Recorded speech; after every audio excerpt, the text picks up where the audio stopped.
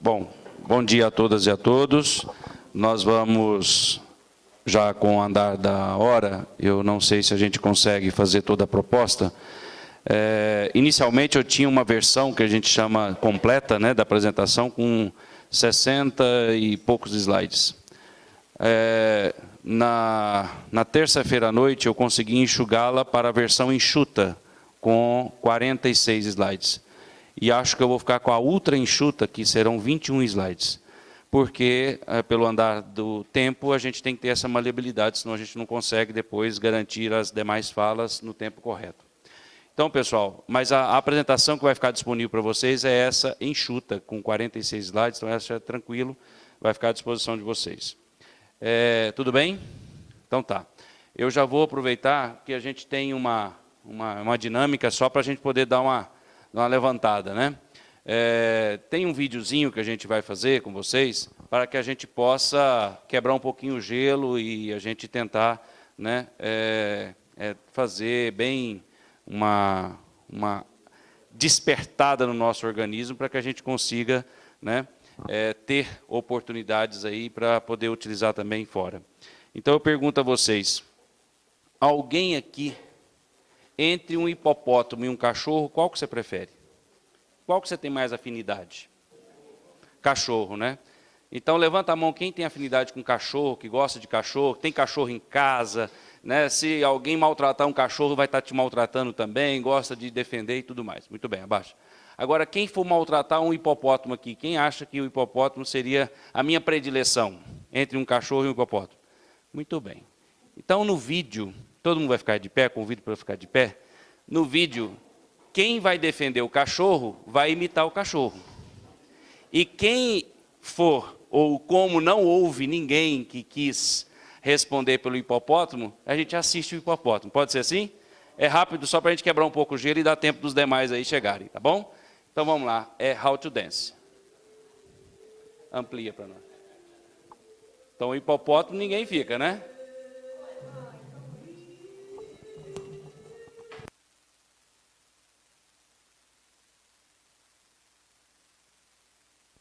Ó, agora tem que... A gente só vai assistir a esse, depois a gente faz, tá bom?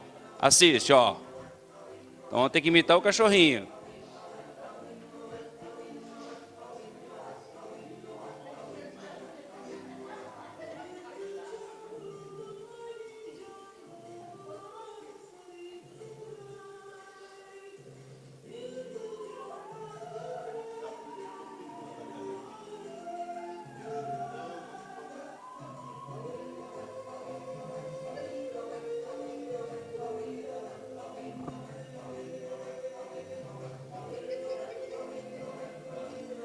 Aqui. Não, agora pause. Entenderam a brincadeira? É só para a gente dar uma despertada, tá? E eu já fiz isso com bispo, padre, irmãs, freiras, então aqui eu acho que não vai ser tão difícil não, tá bom? Então o que acontece? É só para a gente dar espaço também aí, porque vai ter um momento que o cachorrinho faz com o braço, né? A gente vai tentar fazer, só para a gente dar uma despertada. Pode ser, pessoal? Então tá bom. Então vamos lá, solta aí, Zé. Você também, viu, Zé? Você levantou a mão pro cachorrinho, tá bom? Vamos lá.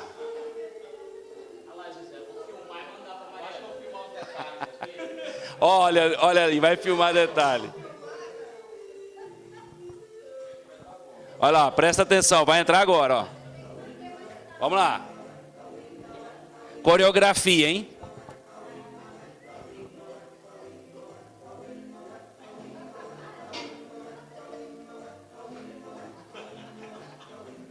E agora? Vamos lá. Isso.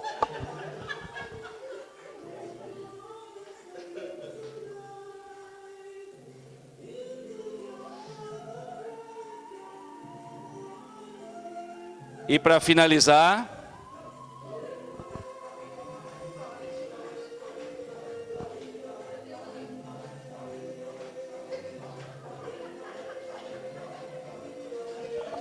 uma salva de palmas para todos, obrigado. Muito bem, muito bem. Agora vocês podem ter calma, agora vamos relaxando, vamos sentando, ocupando os nossos espaços. Você viu? Foi bom, né? Muito bem, pessoal. Ó, Mas isso é bom, é porque como aqui temos as mesas, para não perder mais tempo, é bom você soltar o pessoal e deixar fazer aqui, ó, bem solto, né? Porque fica mais prático, mais fácil. E não tem nada que desabone, viu? Quem estiver no vídeo, aproveite e faça isso nas suas comunidades. Muito bem, pessoal. Então, nós vamos para essa área que é aquilo que nós já adiantamos um pouco ontem, que são as noções básicas do ciclo orçamentário em políticas públicas. Claro que aqui, em alguns momentos, eu vou julgar um pouquinho para a questão da saúde, que é a maior militância, vocês sabem disso desde ontem, mas é lógico que isso também é replicável, né? Pode ser muito bem aproveitado já também nas demais políticas. Tá bom, pessoal? Vamos lá. Próximo, por favor. Ah, eu, né? Sou eu. Cadê a ponteira? Está aqui, está no meu bolso. Aqui, vamos embora. Então, a declaração de ausência de conflito de interesse, como fiz ontem, vamos lá. Trago de novo aquela reflexão para que a gente possa pensar. Nós vamos lidar com orçamento, nós vamos trabalhar com números, a questão financeira e orçamentária. Então, obviamente, no setor privado é permitido fazer tudo o que a lei não proíbe. Já no setor público só é permitido fazer aquilo que a lei autoriza. Então, é uma diferença, né, que ela torna-se muito impactante quando a gente vai trabalhar na questão de velocidade dos processos, conseguir ou não executar e garantir todas as nuances, né, de transparência, etc. O interesse privado é movido pela lógica do lucro do proprietário, do capital, e também dos acionistas, quando tiverem, né, a empresa e tudo mais. Já o interesse público é movido pela lógica do bem-estar social em termos das políticas sociais. Tá bom? Bom, nessa linguagem, quando a gente trabalha a questão do ciclo orçamentário, aparecem algumas formulações e ferramentas que são utilizadas para que a gente possa ter uma noção maior em relação à política. Então, ela é construída primeiro. Quando a gente tem uma eleição, normalmente, eu digo normalmente, porque existem eleições que, às vezes, infelizmente, as pessoas não se preocupam ou não se preocuparam muito com isso, e que, normalmente, e é de bom tom, você ter uma proposta, um plano de governo para poder apresentar à sociedade que vai ou não apoiar aquela proposta. Bom, na história desse país nós já tivemos várias situações inusitadas. E recentemente nós tivemos uma eleição nesse país em que não se apresentou plano de governo. E ao não apresentar plano de governo, a gente teria que estar preparado para grandes surpresas. Então, veja bem, normalmente, por isso que eu chamo a atenção, normalmente, quando vamos pensar no município, normalmente, agora nós teremos as eleições municipais, nós vamos ter que buscar aqueles que estão apresentando planos de governo coerentes com aquilo que a gente luta com as políticas públicas. Então, cabe nós realmente fazermos um exercício de análise daquilo que está sendo apresentado, das propostas. Então, vem um plano de governo, beleza. E aí, aparece 2, 3, 4, 5, uma dúzia de candidatos. E espero que cada um tenha o seu plano de governo, para que a gente possa avaliar. E aí muitos, atenção, hein? Muitas equipes que estão preparando campanhas eleitorais, elas fazem o Ctrl+C, Ctrl+V. Então, muitas equipes fazem isso. Adapta lá de Itapipoca, mas adapta lá para Valença. Então, nem sempre a realidade que eu tenho e as necessidades que eu tenho lá no Ceará, eu vou ter aqui no Rio e vice-versa. Então, obviamente, nós temos que fazer esse tipo de interpretação, de leitura crítica, para que a gente possa ir bem para um debate e fazer perguntas de interesse e de impacto. Então, vou pensar o seguinte, um plano de governo foi aprovado através de uma eleição. Na democracia é assim que a gente fala. Então, é um plano de governo que foi aprovado por um voto, um sufrágio universal, e ali você teve o quê? Um apoio da maioria da população por aquilo que foi apresentado como proposta. Abre parênteses para ressaltar de novo, não se vale esse raciocínio para a última eleição que nós tivemos nesse país. Fecha parênteses. Muito bem. Agora, diante desse plano do governo, existem capítulos. E nos capítulos que mais nos interessa para a questão de políticas sociais, você vai ter as políticas econômicas sociais. Dentro desse capítulo, você vai ter a política fiscal. E aí, dentro dela, você vai ter, né, o que a gente chama de plano plurianual. Então, o que vai acontecer? Isso tem que estar bem intrinsecado, vamos falar dessa forma, não é nem o neologismo que eu estou fazendo aqui, mas ele tem que estar muito bem interfaceado.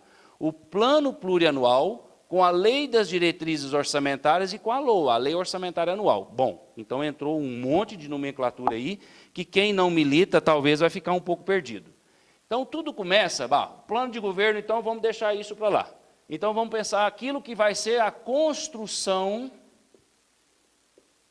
coletiva. Veja bem que eu não estou colocando impositiva. Então, a construção tem que ser coletiva. Por que a construção tem que ser coletiva? Porque é o que nós chamamos de construção ascendente. Então, o que é isso? A construção ascendente é aquela que sai das bases e ela vai propor algo para um colegiado representativo e depois ela apresenta isso com apoio de um dos poderes, no caso o executivo, e vai transformar isso em uma política pública para aquela lá. E aí, se precisar de uma lei específica, aí tem assessoria do legislativo ali local e tudo mais. Então, veja bem, pessoal, quando nós estamos falando, eu vou pegar o plano, por exemplo, que a gente fala, né, o PPA, que o governo vai estar construindo. Então, normalmente, o PPA, o Plano Plurianual, o PPA, como é que ele é feito? Ele é composto, ou ele pelo menos tem esse calendário de ações. Então, nós estamos agora no PPA 2020, 2023, do governo federal. Nós tínhamos o anterior, que era até 2019. Então, o que acontece? 2016, 2019. Esse PPA de 2016, ele foi começar, talvez, fazer as suas primeiras nuances em 2014, 2015. Então, em 2015, você está construindo aquilo que você vislumbra para os próximos 4 anos. E os próximos 4 anos, sempre, o último ano do PPA é o primeiro ano da próxima legislatura. Então, o que acontece? O ano passado, ainda estávamos sobre a vigência do PPA até 2019, construído lá em 2014 com os pensamentos e talvez bandeiras que a gente queria nesta época. Agora não, agora nós estamos diante de um PPA que foi brutalmente desidratado, foi brutalmente reduzido, e agora a gente tem um PPA simplório. Isso estou falando em âmbito federal, né, da União, do governo federal. Então, quando a gente tem toda essa preocupação de que, como é que a gente vai chegar a esse PPA? O ideal, no mundo ideal, num país adequado, né, com CNTP. O que é a linguagem CNTP? Condições normais de temperatura e pressão, na linguagem da educação, né, na parte física. Então, eu venho pensando dessa forma, olha, para o âmbito da saúde, eu tenho que fazer as conferências de saúde. Então, nas conferências de saúde, nós debatemos as prioridades que se pensam em âmbito local. Então, neste bairro, eu tenho uma necessidade de se criar um postinho de saúde, ou ampliar, ou transformar essa UPA, que agora ela é nível 1, eu acho que ela tem que ser ampliada e garantir mais atendimento, passar para nível 3. Então, vem uma reivindicação ascendente da demanda local para chegar até um resultado final.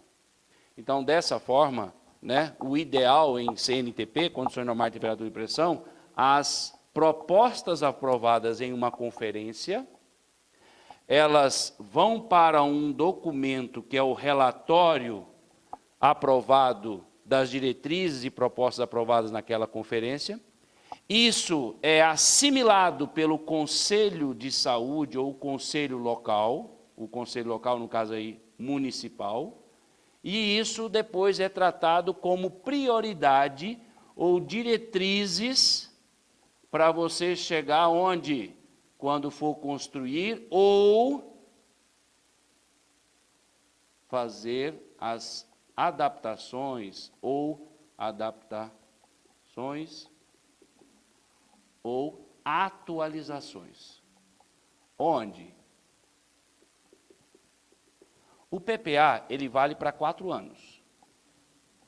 Mas para cada ano eu tenho um que a gente chama de Plano Nacional de Saúde, que está para 4 anos, que aí é adaptado. O PPA é para geral.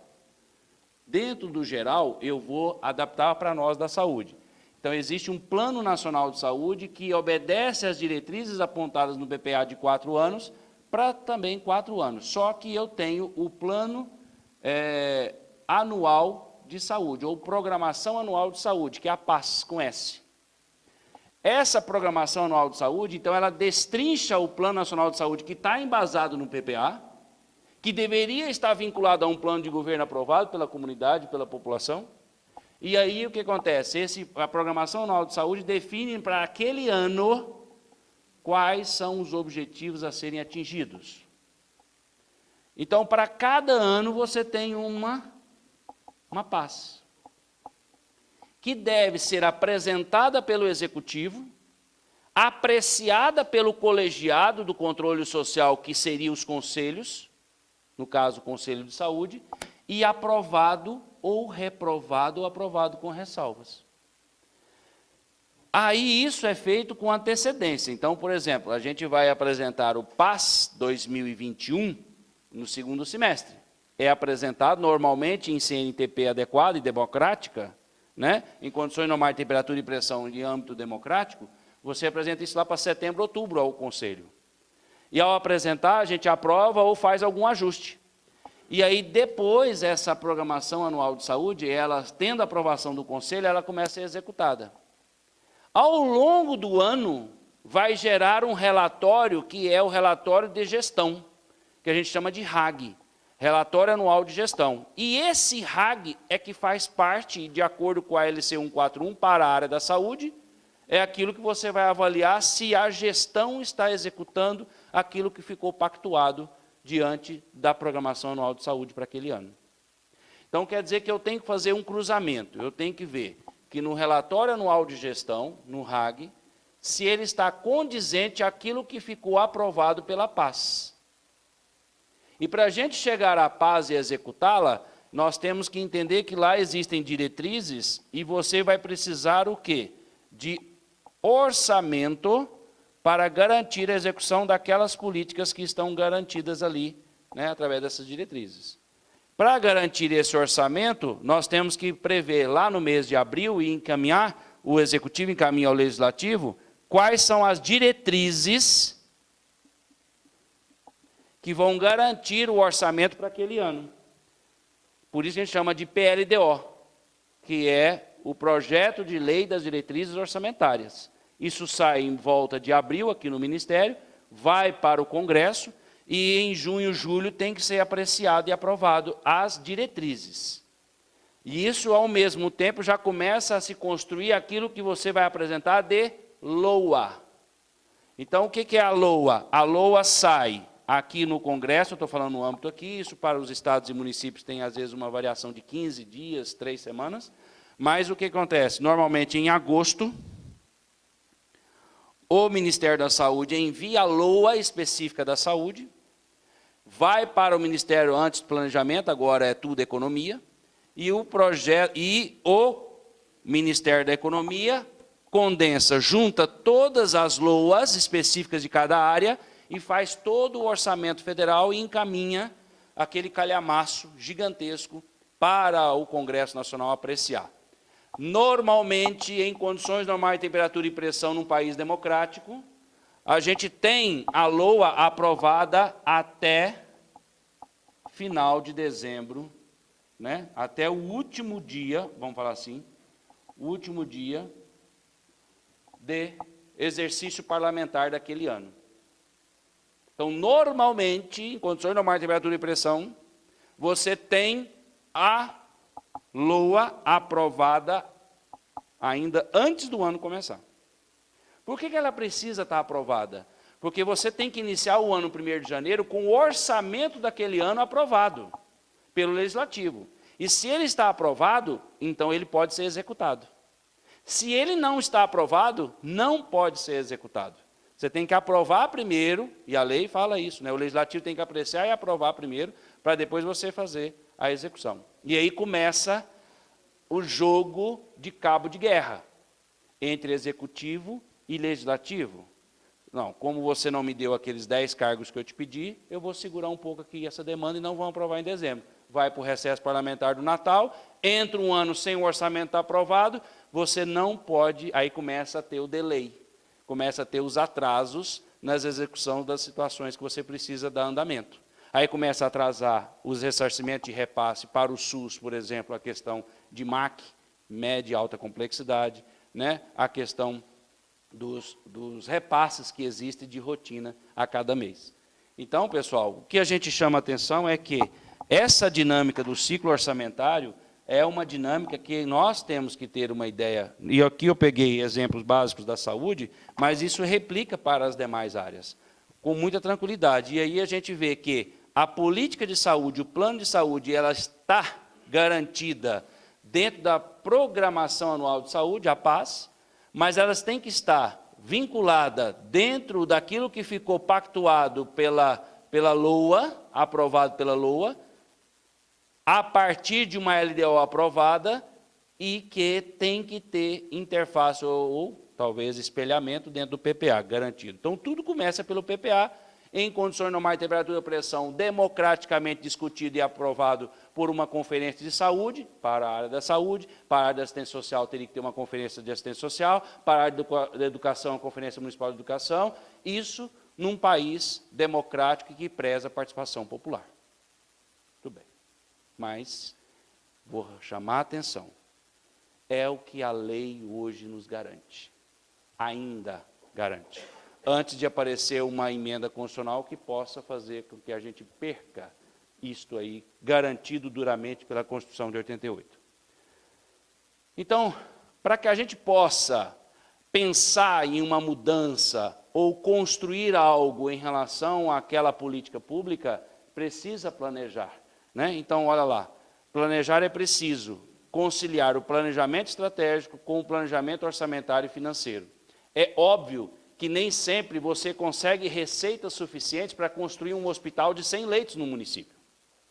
Mas se você prepara, coloca aquilo ali como possibilidade para fazer algo bem, vamos falar assim, escalonado, você consegue em 3, 4 anos construir aquilo. E aí é óbvio, por isso tem que estar garantido as etapas, né? De uma forma de construção modular, você consegue garantir a etapa. Então, primeiro se constrói o esqueleto da obra. Então, tá, nesse ano vamos priorizar isso. Então, o orçamento tem que garantir essa etapa. E aí temos que executá-la. Depois, não, agora nós vamos finalizar, terminar o acabamento. Beleza? Então, agora eu consegui finalizar a obra. Depois, agora, no outro ano, no terceiro ano, eu vou priorizar a compra dos equipamentos. Para comprar os equipamentos, tem que ter licitação, tem que ter destinação de orçamentação para aquilo ali específico, que está garantido através de uma conferência municipal que me pediu e que aprovou uma proposta de construir um hospital ou ampliação de 100 leitos naquele hospital, por exemplo. Então, eu vou bem rápido nisso, mas só para a gente poder ter uma ideia de passos. Os passos em que a gente possa estar, aquilo que foi colocado, né, anteriormente, da incidência política, nós temos que ter, então, calma, mas tem que planejar aquilo que a gente está querendo atingir lá na frente, mas tem que ir passo a passo, garantindo, né, as discussões e garantindo os orçamentos necessários. Para isso, precisa planejar, precisa garantir apoio, né, para você aprovar a construção de um hospital. Você não tem que convencer apenas o secretário de saúde do município, você tem que convencer o prefeito tem que bater na mesa e falar para o secretário de finanças que é para destinar verba para isso, e aí você tem apoio também do legislativo, apoiando os vereadores locais, apoiando. Só que aí você vai ter uma grande disputa, que é, né, quem vai ser o papagaio de pirata. Não é isso? Todo mundo sabe o que eu estou falando? Quem vai aparecer na foto? Quem vai ser o pai da criança? Porque no mundo político, o que vale é o quê? É no final, em 4 anos, eu me reeleger. É no final, 4 anos, o meu projeto ser bem aceito para que eu possa ou ir para uma instância superior ou permanecer no quadro. Raramente você tem um político que acha que vai entrar e ficar só um mandato. Aliás, houve um estelionato recentemente, né? Alguém andou falando que não queria reeleição, mas não demorou 2 meses, já estava pensando em reeleger-se. Ok? Muito bem. A participação da comunidade, eu trouxe esse slide mais por um colega que ontem me perguntou, não está aqui hoje, né, que eu acho que ele tem um pouco de dificuldade para entender como é que participa a comunidade. Então, na saúde, a participação da comunidade é garantida, agora, principalmente pela LC 141 de 2012, né, e você tem essas formas. E na área da saúde, nós temos os instrumentos específicos de planejamento do SUS, e a qual nós podemos participar. Né? Então, olha lá, o plano de saúde quadrienal e a programação anual de saúde, aquilo que eu coloquei aqui. E aí, o gestor da saúde submete para aprovação a apreciação do Conselho de Saúde. Eu não gosto muito dessas falas que vêm assim, ó, o gestor de saúde submete para aprovação, parece que é algo impositivo. Eu ponho a apreciação, porque aprecia, ou se aprova ou reprova, ou aprova com ressalva. Então, logicamente, só peço perdão aqui, é apreciação. E é porque a gente estava acostumado, em condições normais de temperatura e pressão, a gente podia confiar. Agora a gente tem que estar muito atento com os termos que a gente coloca. Né? E aqui também, o SUS nos instrumentos do ciclo orçamentário, aí sim, o plano plurianual, quadrienal, com as leis de diretrizes orçamentárias anual e a lei orçamentária anual. O gestor de saúde também submete para aprovação no Conselho de Saúde, ou então enviar o gestor da área orçamentária e financeira, consolidando para o Poder Legislativo aprovar, apreciar aquela, né, PLOA e depois a LOA do ano seguinte. E isso aqui esse que é o slide que eu queria trazer para o colega. Né? Então, existem 2 formas legais para se participar das políticas públicas, pelo menos na área da saúde. Quais são? Garantidos pelo artigo 1 da 8142, que é as 2 leis orgânicas do Sistema Único de Saúde, a 8080 de 90, setembro de 90, e a 8142 de dezembro, que garantiu a 8142, porque foi vetado inicialmente pelo Collor, estava na 8080, e aí garantindo ainda a mobilização daquela época, por isso que eu falo que o SUS é o patrimônio do povo brasileiro, e a gente não tem o direito de deixar perder, não tem o direito de deixar a gente perder essa política pública duramente conquistada, e, logicamente, né, garantiu lá no artigo 1º da 8142, né, a participação da comunidade através de conferências e conselhos de saúde. As conferências elas devem ser de forma quadrienal ou em caráter extraordinário, quando o município achar que é interessante ou não. Tem alguns momentos em que, em vez de 4 anos, a gente convocou uma conferência nacional em 3 anos, né, em que se propõe as diretrizes para a formulação das políticas de saúde. Já os conselhos são instâncias de caráter permanente e deliberativo. Para quem não lembra o que quer dizer deliberativo, tem um poder de decisão, tá ok? E é de formular, e tem muito gestor que não consegue assimilar isso aqui. Difícil de engolir, né? E formular a política de saúde e fiscalizar a sua execução, abrangendo os aspectos econômico-financeiros. Então, faz parte da nossa função de conselheiro, né, você formular políticas de saúde, mas também fiscalizar a sua execução. Por isso que é importante a gente lembrar disso. A gente faz a avaliação do relatório de gestão. Além disso, é a questão que também acompanhamos a execução orçamentária, né, daquela instância ou daquele governo. Então, ciclo orçamentário é esse slide. Para a saúde, então, ficou meio mais fácil. Então, você tem a política fiscal, que está vinculada ao PPA, Plano Plurianual, a LDO, Lei de Diretrizes Orçamentárias a cada ano, a LOA, que é a Lei Orçamentária Anual a cada ano, com os relatórios de gestão fiscal quadrimestral e de execução orçamentária bimestral. Então, o que a gente chama de relatório de prestação de contas quadrimestral. Então, a cada quadrimestre, o Ministério da Saúde, para nós, do Conselho Nacional de Saúde, fecha a execução orçamentária do quadrimestre, e aí a gente faz uma avaliação, e a Comissão de Orçamento e Financiamento faz um relatório apontando indicativos de preocupação. Daqui a pouco vocês vão ver a metodologia que a gente usa. E, além disso, essa metodologia é apontada para os conselheiros para que a gente possa entender que, na política, aquele que representa a AIDS vai ter lá a temática da AIDS e aquilo que está sendo executado naquela política. Então, a planilha ela oferece esse dado, e a gente transforma ela, claro que não vem mastigada, a gente tem que dar uma mexida no sentido para as pessoas entenderem, né, tornar-se, né, de fácil compreensão, ou pelo menos, né, de média compreensão. Bom, além disso, né, você tem a cada mês o acompanhamento, por isso que as reuniões nossas da Comissão de Orçamento e Financiamento, elas são mensais, e nessas reuniões mensais a gente acompanha a execução, aquilo que o Ministério ofereceu ou forneceu de planilha de execução orçamentária até o mês anterior. Então, aí a gente faz a avaliação mensal, mas quadrimestral é pela LC 141, que você acompanha e aponta medidas corretivas para o chefe do Poder do Executivo. Por exemplo, se você está num Conselho Municipal de Saúde, a cada quadrimestre você tem que acompanhar a execução quadrimestral. E aí você emite um parecer parcial daquilo que foi avaliado naquele quadrimestre. Então, se está empenhando corretamente ou se está empenhando a mais pelo período. Então, vamos imaginar, você tem um orçamento destinando R$100 para a política de compra de vacinas, etc. Ok, então, eu estou dando um valor hipotético, claro, não é só isso, né? Mas R$100. Aí, você pensa o seguinte, se eu vou olhar em 3 quadrimestres, eu tenho que pegar esses R$100 e dividir por 3. Ou por 12 a cada mês, porque você tem um ano para executar aquilo. E aí você chega lá no primeiro quadrimestre, que é janeiro, fevereiro, março e abril, em abril, dos R$100 disponíveis por ano, aquele setor já gastou 60. O que quer dizer isso? Falta só 40. Será? E quantos meses ainda falta para o ano? Faltam 8. Então, será que primeiro quadrimestre não está sobrecarregando ou vai apontar para mim a falta de dinheiro no final do ano para esta política? Olha o nível de entendimento que você vai ter que fazer para cada política. E aí a gente faz essa leitura numa planilha, eu mostro daqui a pouco, e essa avaliação, ela monta um quadro de cores, é o que a gente chama de tons de cinza, que é o que a gente não quer ter. E aí, obviamente, isso faz uma leitura, e essa leitura aponta para a gente, já fica na linguagem dos conselheiros nacionais, e ali a gente já aponta as medidas corretivas. E aí, pela LC 141, na saúde, você avalia cada quadrimestre, aponta as medidas corretivas e envia não para o ministro, não para o secretário estadual, não para o secretário municipal.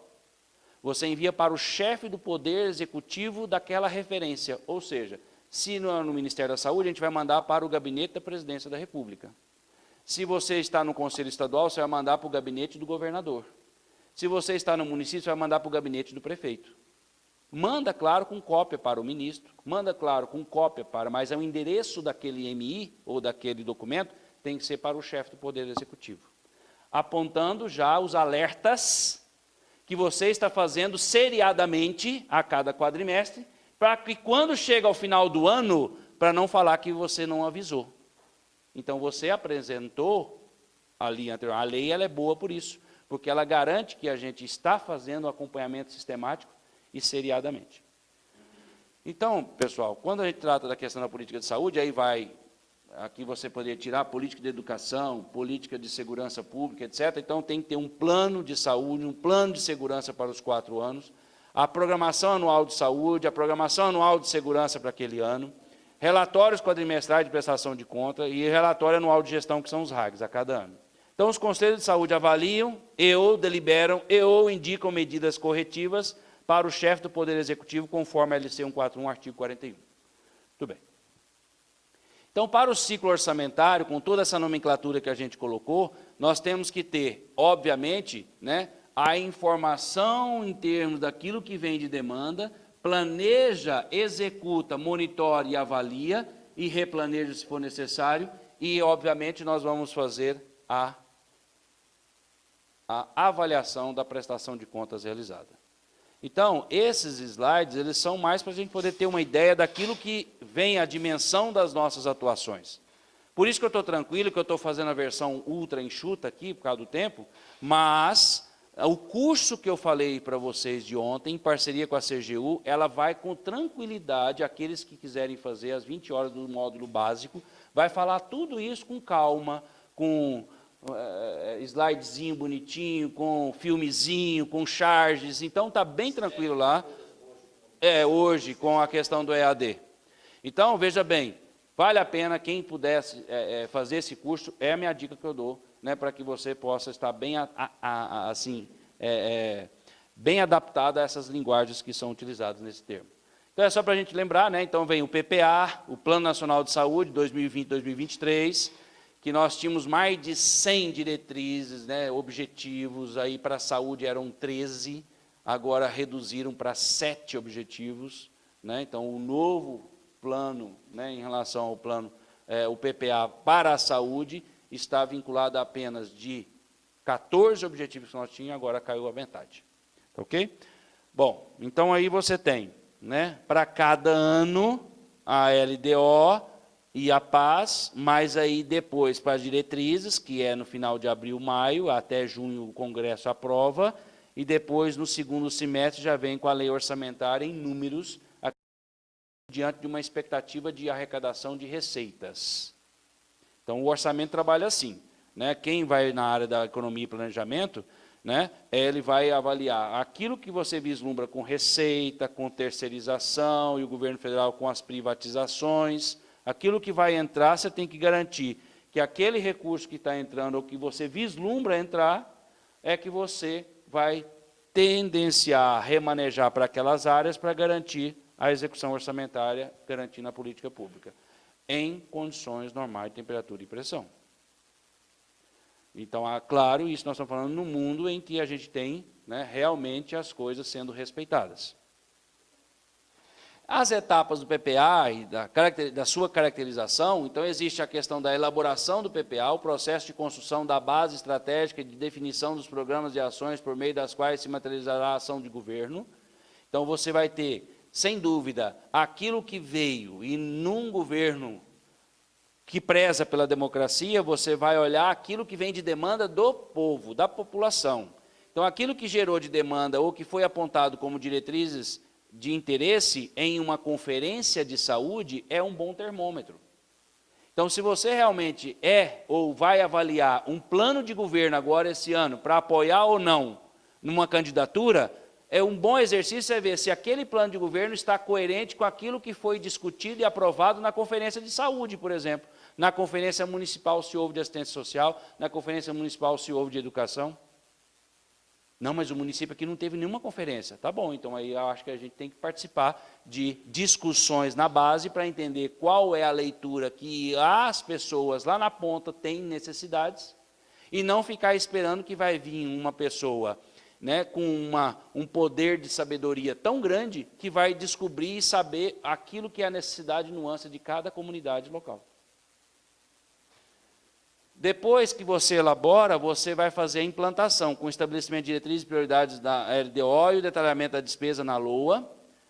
Vai fazer o monitoramento com o processo de acompanhamento da execução orçamentária, visando identificar problemas e propor soluções, e a avaliação no final, comparando, né, comparação de resultados pretendidos em relação aos esperados e dos processos utilizados. Então, é óbvio, gente, quando a gente faz essa leitura de relatório de gestão, você vê aquilo que estava planejado e se foi executado.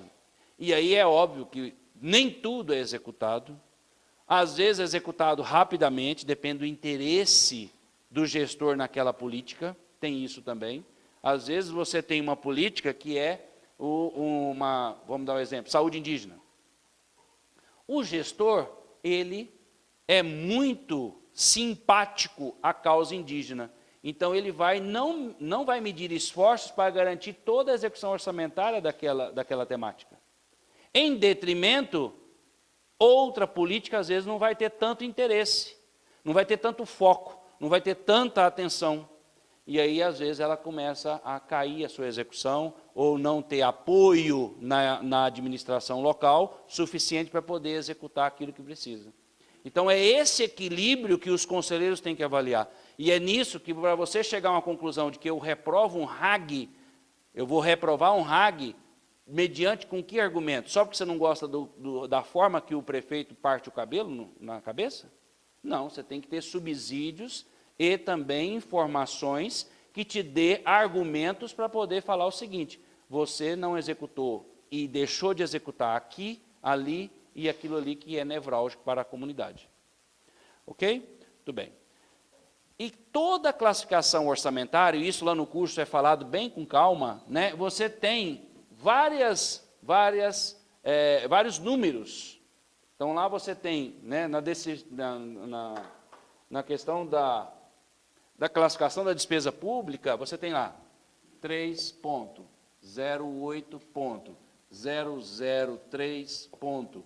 Então, você vai tendo várias simbologias para esses números aqui. Então, isso é o que a gente chama de classificação da despesa pública.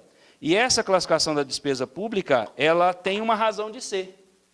Então, esse primeiro número quer dizer que é o setor saúde. Então, quando você olha um orçamento com a despesa pública em relação àquilo, tem um sentido de ser. Então, eu estou falando do orçamento da saúde.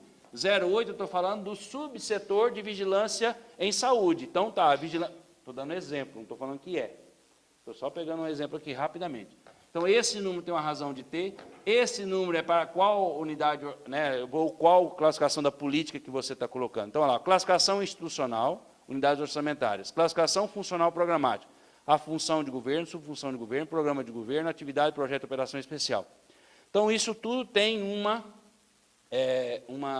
uma lógica quando você coloca essa nomenclatura ou esse número. Por isso que é importante, quando você vai identificar na execução orçamentária, a qual unidade orçamentária que você está se reportando. E, obviamente, então, vamos lá. Obviamente, quando a gente trata da questão orçamentária, você tem que buscar esse equilíbrio. Nem sempre o que está garantido no orçamento, você vai ter financeiro para fazer. Uma coisa é você lutar para que o prefeito, o governador ou o presidente da República reconheça que tem que ter orçamento para aquilo lá. E aí, se tem o orçamento, você garante a reserva de empenho, o empenhamento e a liquidação. Mas tudo isso vai depender do cara da finanças sair de cima do cofre e liberar o recurso, o dinheiro, o din-din mesmo, para chegar na conta da secretaria ou do ministério para poder ele efetuar o pagamento, que é o financeiro. Então, por isso que a gente tem que ter essa noção dessa balança e o equilíbrio disso. Então, dos conceitos básicos em relação à despesa pública, o que é uma reserva orçamentária? Reserva de recursos do orçamento para aquisição de bens e serviços, na maioria das vezes, por meio de processo licitatório. O que é o empenho? É o ato emanado de autoridade competente que cria para o Estado obrigação de pagamento pendente ou não implemento de condição. Então, é aquele que eu autorizei e eu estou empenhando. Aí, para que eu empenhe, eu tenho que ter à disposição, né, ali, daquilo que foi construído junto lá no ano atrás, com a LOA. E aí, depois que eu receber o benefício, então o cara está me entregando, ele está me entregando aquilo que eu empenhei para comprar. Então vamos imaginar, eu sou do eu sou da Secretaria de Educação, eu quero comprar merenda para aquelas unidades de educação para aquelas escolas no meu município. Então, eu abro, primeiro eu tenho recurso para isso, então eu tenho que ver se eu tenho reserva orçamentária. Então, eu tenho disponibilidade de orçamento para isso? Está destinado no meu orçamento alguma coisa? Eu não posso, como gestor, não. Aqui é compra para, sei lá, para compra de viaturas, na saúde é ambulância, mas na educação seria ônibus escolares. Pronto. Então, eu tenho um recurso destinado a ônibus. Eu posso pegar esse recurso que está aprovado no orçamento e comprar merenda? Não. Senão isso depois me dá problema na execução orçamentária e na prestação de contas com a auditoria. Então, obviamente, agora, você pode apreciar e colocar, e aí existem algumas margens para isso, até 25% de remanejamento, aprovado pelo legislativo local, etc. Tem um monte de estruturas que não dá para falar aqui em 20 e poucos minutos. Mas é óbvio que você também está um pouco engessado nessa situação, mas o empenho... É claro que essa implementação tem câmaras que chegam a colocar até 100%. Praticamente permite que o prefeito anule. No caso do Tribunal de Contas de Minas Gerais, o tribunal recomenda que não ultrapasse 30%. Isso. Sendo causa de rejeição de contas. Então, em Minas, cada Tribunal de Contas do Estado estabeleceu o critério. Em Minas, não pode ser 30%. Eu, por exemplo, enquanto legislativo, nunca aprovei mais de 20%. E tem prefeito que entra, que ele pede ao legislativo, né, a carta branca. E aí chega até 25% e isso é negociado. Então, eu vejo assim, que isso para remanejar, porque aí o argumento é assim, olha, eu estou assumindo agora na prefeitura e não fui eu que fiz essa LOA. E aí eu quero priorizar outras coisas. Então vai dependendo da retaguarda que você tem no legislativo. Mas voltando para cá. Então você tem a questão, eu autorizei a licitação, eu já terminou a licitação, não tem recurso nenhum jurídico de nenhuma empresa que perdeu, você vai receber vamos falar assim, vão entregar, então eu vou autorizar aquela empresa a entregar aquele ônibus escolar. Então tá. E aí, ao autorizar, estou o quê? Estou reconhecendo que vou agora liquidar aquele bem. E aí, ao receber, eu tenho que dar, né, vamos falar assim, eu constatei que eu recebi um ônibus de acordo com as especificações da licitação ali colocada. Então, aí eu vou liquidar aquele bem, ou aquela execução orçamentária. E depois eu vou assinar o cheque. Aí eu assino o cheque e vai depositar o cheque na conta de quem forneceu o ônibus. Essa chegada do dinheiro na conta da empresa, aí é o que eu falo pago. Então, existe o liquidado, pagamento da despesa, e se isso acontecer em dezembro e não der tempo, é o que eu chamo de restos a pagar, que aí joga para o ano seguinte aquilo que eu empenhei no ano anterior, mas não deu tempo de fazer todas as etapas. É óbvio, gente, que aqui eu estou fazendo bem rapidinho esses processos, né? Mas não dá para falar com os mínimos detalhes. Mas as etapas são essas, só para a gente poder colocar. Reserva orçamentária, empenho, liquidação e pagamento. E se não deu para o ano, pode entrar na questão dos restos a pagar. E aí vem outra subclassificação de restos a pagar que não cabe agora colocar. Aqui é outra questão de conceitual que a gente possa fazer.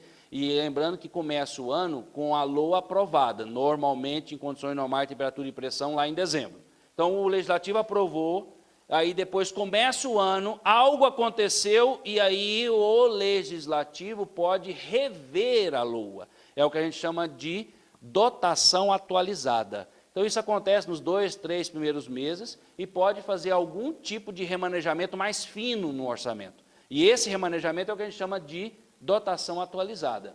Então, o que a gente vai servir? É lógico que existe a dotação inicial, aquela que foi aprovada, mas pode ter tido alguma alteração na dotação atualizada, você vai avaliar na planilha a questão, né, do nível de empenhamento, o nível de liquidação, aquilo que foi pago e se tem algum resto a pagar.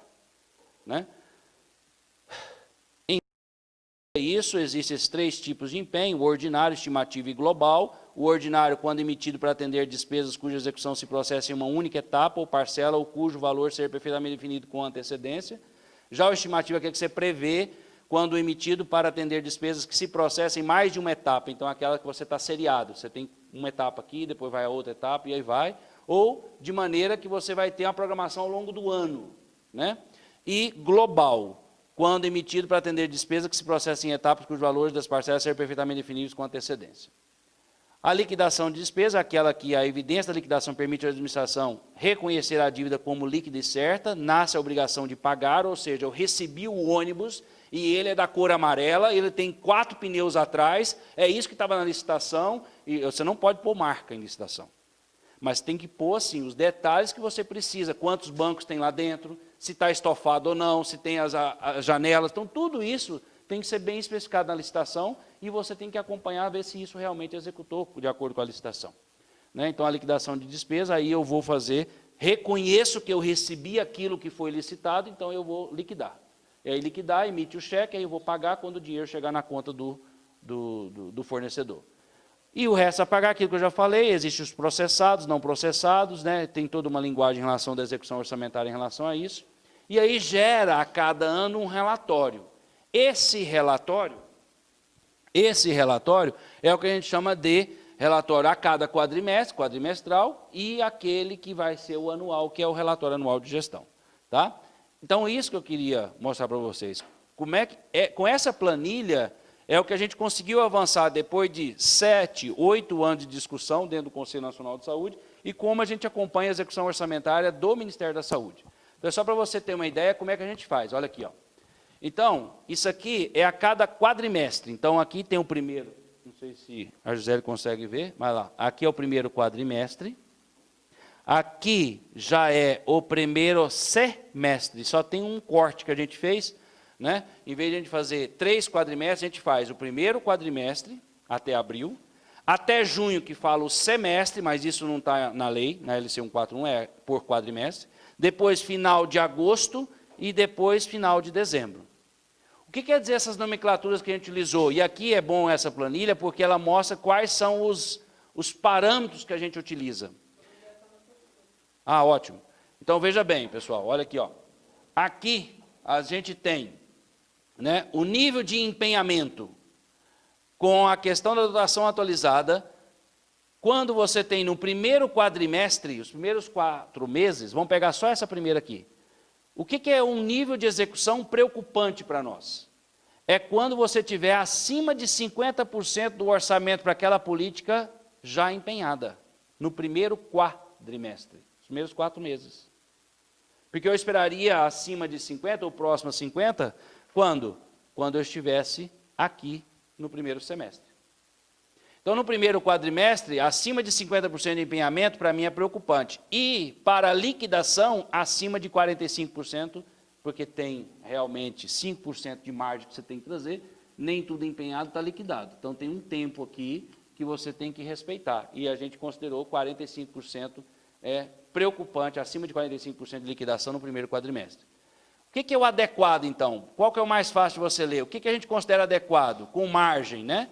É você pegar o seguinte, 100% do orçamento, no primeiro quadrimestre seria o quê? 1/3 dele seria 33%. Então, a gente considera que o nível de empenhamento entre 35% a 50% seria adequado. Para ficar fácil o cálculo, né? Seria 33%, mas a gente colocou 35%. E aí você colocar que o nível de liquidação, que às vezes você não consegue liquidar nessa velocidade, no primeiro quadrimestre, seria de 30% a 45%. Isso é o adequado para nós, é a faixa verde. O verde escuro é o preocupante, mas aí a gente vai sempre, já sabe. Normalmente, o setor de vacinas gasta mais no início do ano. Por quê? Por causa da vacina da influenza.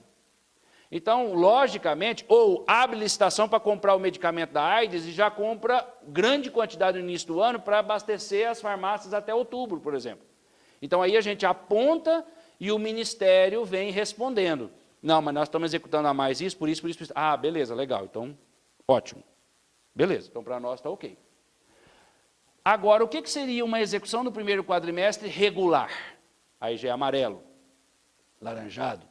Esse amarelo quer dizer o quê? Que quando você tem nos primeiros 4 meses, 32% até 35% de empenhamento. Ou seja, você ficou abaixo daquilo que era esperado, com 1/3 da parte. E a execução... E a liquidação seria entre 27% a 30%. E aqui eu quero chamar a atenção dessas faixas que começam agora. Quando você tiver abaixo de 27% no primeiro quadrimestre, se você tiver entre 27% e 32% de nível de empenhamento no primeiro quadrimestre, para nós vai acender uma luzinha vermelha, e aí nós chamamos isso de inadequado. Já o nível de liquidação seria de 22% a 27%. O que seriam os tons de cinza que a gente fala? Isso aqui foi adaptado e aprovado pelo Conselho Nacional de Saúde e Metodologia em 2016. Então, nós temos uma série histórica de todas as políticas do Ministério da Saúde desde 2016 por cada quadrimestre. E aí, quando a gente vem com esse nível de intolerância, é quando você tiver 22% de empenhamento a 27% no primeiro quadrimestre, ou de 17% a 22% de liquidação. E o inaceitável é quando você tem abaixo de 22% do empenhamento no primeiro quadrimestre e abaixo de 17% de liquidação no primeiro quadrimestre. A mesma forma com outras faixas um pouco maiores para a questão do primeiro semestre, considerando 50% do orçamento. No segundo quadrimestre, aí seria 2/3 do orçamento, que seria a leitura que a gente faz, aí muda as faixas. E no final do ano, aí sim, isso é o que vai. Vou ter mais preocupação? Não, porque já executou no máximo 100%. E aí o que é o nível adequado? Quando você tiver acima de 97% de empenhamento e acima de 93% de liquidação. Então a gente aceita até 7%, né, de margem aqui de não liquidação como adequado e que pode jogar em restos a pagar. Logicamente que o nível regular, que já acende uma luzinha amarela, que é de 93% a 97% de empenhamento e 85% a 93% de liquidação. O inadequado, de 85% a 93%, de 75% a 85% de liquidação. O intolerável, de 75% a 85%, de 65% a 75%. E o inaceitável, abaixo de 75% de empenhamento e abaixo de 65% de liquidação de cada política. Então, de cada política que você tiver um nível de liquidação abaixo de 65% no ano, a gente considera isso inaceitável. Então, a palavra já não tem conversa. É inaceitável, portanto, grande fator para pesar para reprovar o seu RAG. Vamos lá? Então, é só para a gente poder colocar que essa sistemática de acompanhamento da execução orçamentária, de tudo aquilo que pertence à questão do orçamento, você também tem uma situação que a gente tem sempre trabalhar, e aqui foi muito bem colocada hoje de manhã, opinião pública. Então, hoje, a EC 95, ela tem um apoio da grande mídia. E a grande mídia, hoje, ela faz muito da opinião pública. Então, hoje, quando a gente fala que a gente luta pela revogação da emenda constitucional 95, que é aquela do teto dos gastos, a gente está trabalhando contra vamos falar assim, um tsunami, que é a opinião pública, a imprensa e, vamos falar assim, aí os legisladores, né? Os legisladores, grande parte do Congresso. Mas agora, recentemente, foi um alento que a gente já começou a escutar numa oficina nossa nacional, com 230 pessoas agora aqui na Fiocruz, em outubro do ano passado, a presença de 2 deputadas que são do setor da saúde, da Câmara Técnica e da Frente Parlamentar da Saúde, desculpa, até que chegou o nome, Frente Parlamentar da Saúde, elas alegam já que se admite no Congresso a discussão já agora da flexibilização da EC 95. Para nós não é suficiente. Para nós a flexibilização é um alento, mas para nós trabalhar a questão da revogação da emenda constitucional 95 é uma coisa muito mais importante para nós. Então é só para a gente trabalhar agora, né, que existe o pacote das maldades agora do Brasil, Plano Mais Brasil, que está entrando na pauta no Senado Federal, né, que são as 3 PECs em sequência, a PEC 186, 187 e 188, é a nossa luta agora desses dias. Né? É o quê? A 186 é a reforma administrativa dos servidores públicos. Então, por isso que eu falei e brinquei, né? Infelizmente, né, eu ainda não recebi o prêmio, né, do Oscar desse ano, que é Parasita. Então, logicamente, que nós vamos tratar de parasitas. E vem toda uma contra-argumentação. Né? Na mesma fala que o ministro da Economia falou, e que 90% da receita hoje é dada para a questão da folha de pagamento, ele falou ali uma grande inverdade. No máximo dos funcionários públicos ativos, pensionistas e que recebem de acordo com a folha de pagamento, chega a 20% da receita. 20% da receita. E aí, quando se fala em 90% para ter o aplauso da Gerdau, que está tudo ali, viu? Estavam todos ali, os grandes empresários naquela palestra dele no Rio, né? Em que todo mundo ficou assim, maravilhado. E aí, gente, a estratégia é essa. A cada dia você planta uma coisa. Qual foi a plantada de ontem? Da empregada doméstica está indo à Disney. Se ninguém viu isso, então vale a pena vocês acompanharem o que está acontecendo nesse país. Então, eu acho que a gente tem que ter essa grande leitura daquilo que está realmente, né? Aquilo que a gente viu no texto que a gente trabalhou há 2 dias atrás, que eu acho que foi colocado nas pastas, vale a pena vocês lerem. Né? Então, existe a questão do sentimento de revanche, toda uma questão aí de sentimento de ressentimento. A PEC 187, e outra coisa, com possibilidade de diminuir a carga horária em 25% do servidor público. Olha, diminuir minha carga horária em 25%, vai ser bom. Mas será que vai ser bom tirar um médico de um hospital público, que eu trabalho só no público, tirar 25% da sua carga, tirar ali, e quem vai atender no meu lugar? Não tem concurso público? Tem concurso público nesse país? Alguém viu aí alguma possibilidade? Então, a leitura é o quê? Terceirizar, é contratar. Não, às vezes vai ter algum médico militar aí, reformado, que vai voltar, porque a tática, vou usar o termo agora do professor anterior, A tática é essa. Então, chama quem está aposentado, que é militar, porque garante que vai ser executado aquilo que se pede mesmo, e aí você não vai ter contestação. Então, eu acho que a gente tem que ter muito bom senso, pé no chão, quando a gente faz isso. Eu faço essa crítica, mas, ao mesmo tempo, a gente tem que estender para o diálogo, conversar. E lá no Ministério, a gente tem que fazer isso. Não dá para simplesmente a gente fazer uma tática de confrontação sem a gente poder buscar um diálogo de, pelo menos, mínimo de consenso e diálogo. Então, a PEC 186 é isso. Se vai reduzir 25% da carga horária, eu até concordo. Tem muitos servidores que ganham muito, mas essa é a regra? Tem servidor ganhando aí 40, 50 mil reais, 100 mil reais juízes. A gente sabe disso. Aí a imprensa pega isso e vai generalizar para todos os corpos de servidores. Né? E aí você tem todo esse cenário. Para diminuir a carga horária, beleza, para diminuir o impacto, já que não é 90%, e 20% da folha lá de receita. E a PEC 187 é a extinção dos fundos públicos. Essa é a grande preocupação, tirar o fundo público da saúde, da educação. É isso que está correndo hoje no Senado, gente, com apoio da bancada dos interesses.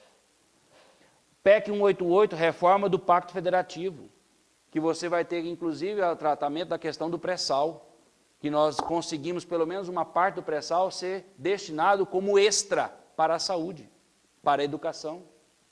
Então, quando a gente está tratando essas PECs aqui, do plano que tem, né, você vê que realmente isso são políticas de desmonte seriado. Não tem outra forma de pensar. Agora, olha lá, cortar todas as despesas exceto juros, desvincular todas as despesas, inclusive saúde e educação, que esse é o plano que eles têm, inclusive com as PECs, privatizar o setor público também, porque, né, o setor público é ineficiente. Agora, o colega que, eu falo colega porque infelizmente é meu colega, eu sou servidor público concursado. Eu não sou servidor público que ganhei meu título de ministro da Economia, mas ele também é servidor público. Porque a partir do momento que ele é um agente público, e ele é um servidor público, porque ele é ministro. Então, eu acho que ele tem que tomar muito cuidado com o que ele fala, porque é um impacto que traz.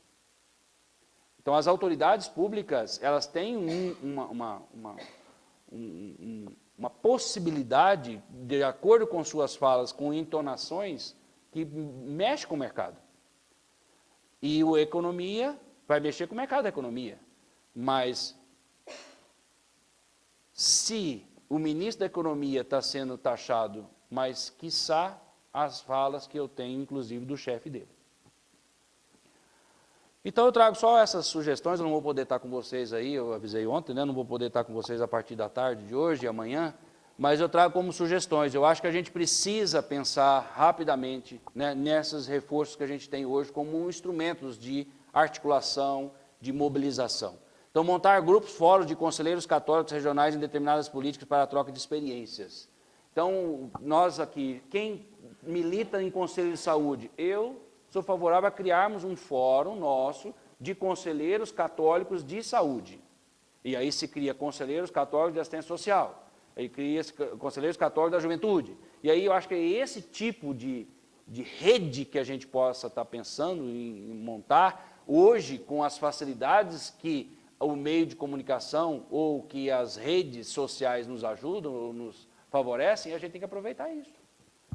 Além disso, participar de observatórios sociais. Hoje, a possibilidade de você ter observatório da sociedade civil, né, trabalhar, argumentar e acompanhar as licitações, né, são muito interessantes e eu acho estratégicos. Então, se a gente puder participar lá na sua cidade de observatório social ou criar observatórios sociais naquela política ou sociais para o geral, para acompanhar a execução orçamentária do prefeito, já que o prefeito está dando problema lá em Itapipoca, cria um observatório social, aí você vai ver o que é calo no pé dele, porque o observatório social vem com toda uma política. Então, é muito interessante, eu ajudei a criar o observatório social lá em Uberlândia, é bem espelhado lá do Paraná, os primeiros observatórios sociais lá do Paraná, e hoje existe o Observatório Social Brasil, Observatório Brasil, tá? Defender a Constituição. Olha, desde quando a gente sentou para discutir a montagem do texto base dessa campanha da fraternidade do ano passado, eu venho falando isso. Nós precisamos fazer um movimento de defesa da Constituição de 88.